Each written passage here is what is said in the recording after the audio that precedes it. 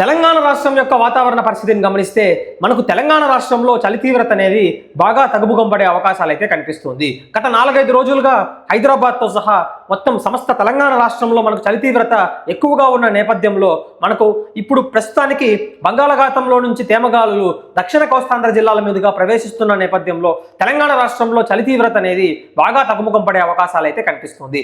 రాగల 24 గంటల్లో మనకు హైదరాబాద్ నగరంతో పాటుగా హైదరాబాద్ నగర పరిసర ప్రాంతాల్లో చలి తీవ్రత అనేది అత్యల్పంగా నమోదయ్యే అవకాశాలు అయితే కనిపిస్తుంది. ముఖ్యంగా గత 4-5 రోజులతో పోలిస్తే ఇప్పుడు మనకు 13 నుంచి 16 డిగ్రీల మధ్యలో నగర శివారు ప్రాంతాల్లో ఉష్ణోగ్రతలు 15 నుంచి 15 డిగ్రీలు లేదా 18 డిగ్రీల మధ్యలో నగరంలోని నగరంలో ఉన్న ప్రాంతాల్లో మనకు రాత్రిపూట అత్యల్ప ఉష్ణోగ్రతలు నమోదయ్యే సూచనలు కనిపిస్తుంది.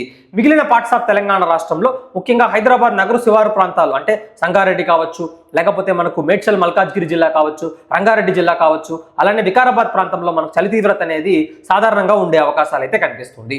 ఉత్తర తెలంగాణ జిల్లాల్లో మనకు చలి తీవ్రత గత 2-3 రోజులుగా ఎక్కువగా కనిపించినా కూడా ఇప్పుడు ప్రస్తుతానికి వీస్తున్న ఈ యొక్క తేమగాలుల వలన ప్రభావం అనేది డెఫినెట్ గా ఉండే అవకాశాలు అయితే కనిపిస్తుంది.